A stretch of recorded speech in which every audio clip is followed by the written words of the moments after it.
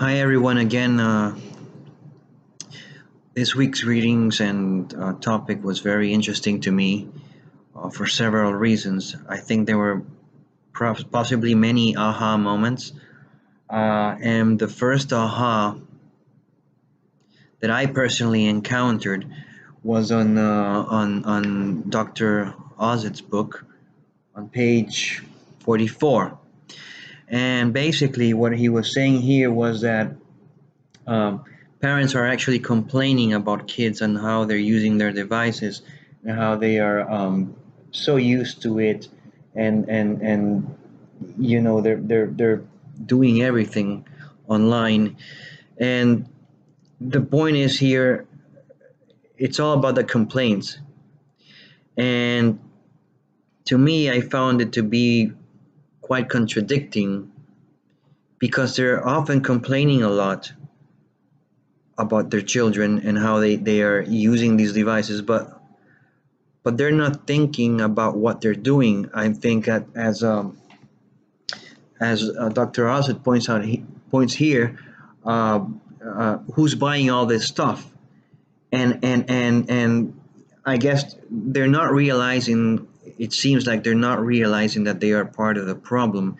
And what I want to say about this is that they don't realize that they're part of the problem because they are already, I could use the word consumed, I suppose, and conditioned to also getting what they want.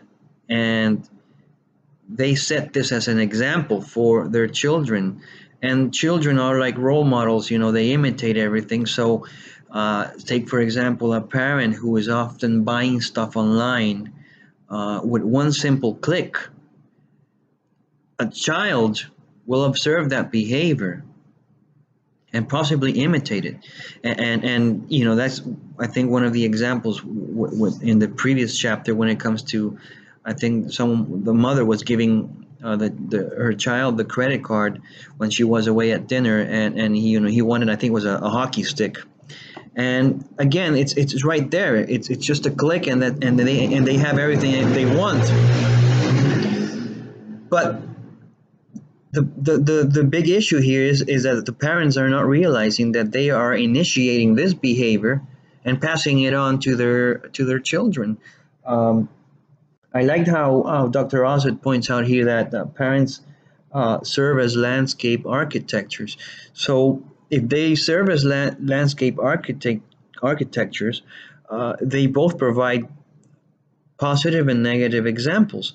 With the case of them complaining is a clear negative example because they are giving them what they want, but they're not following their own example and even limiting themselves uh, due to temptation.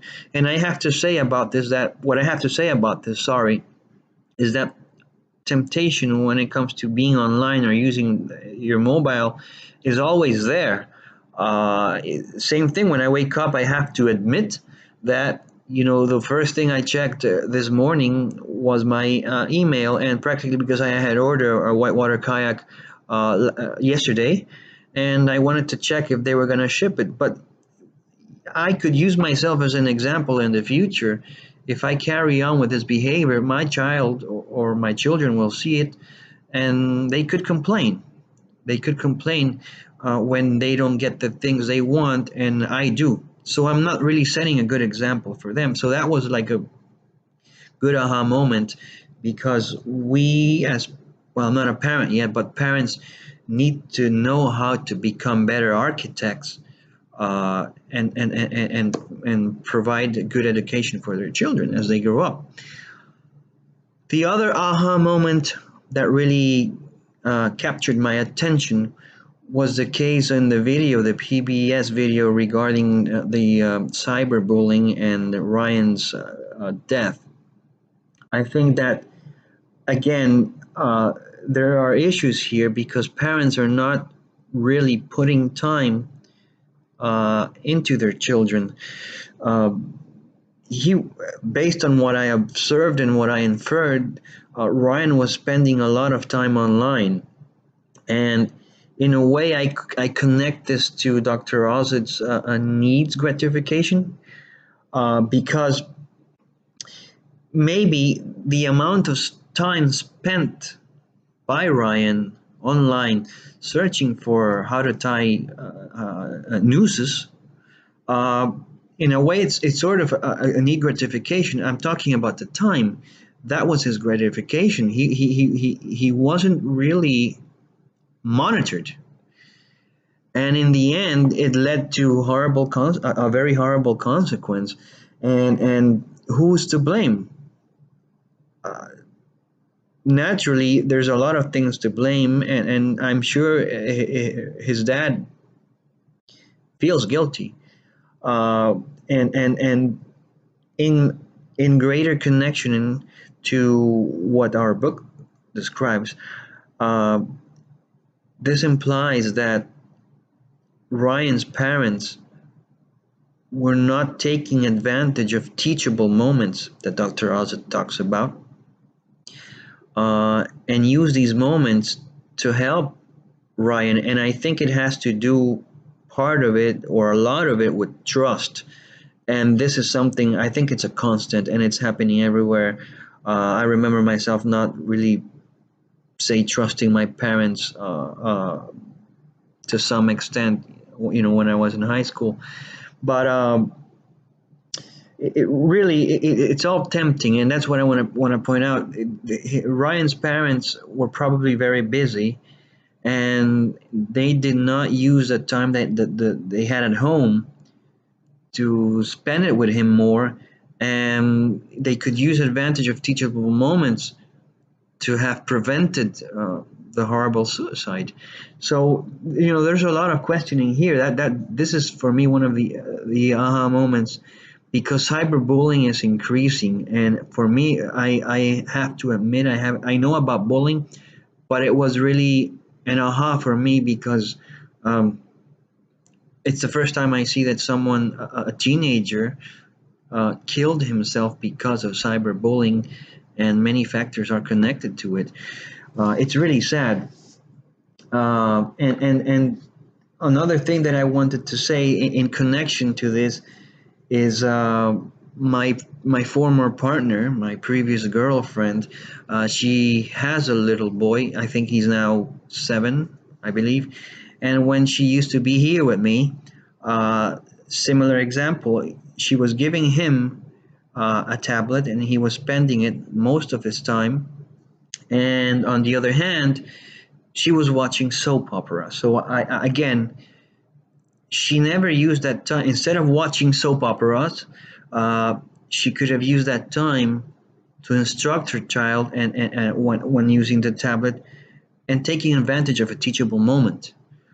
She didn't do that. Instead, there's another example there, because while she was watching soap operas, her child was there. But in the future, as he grows up, he could get used to watching soap operas. And in reality, what's I asked myself, what is good about watching soap operas with the same drama and the same elements all the time? There's really nothing important to learn, especially what can a young child learn from them?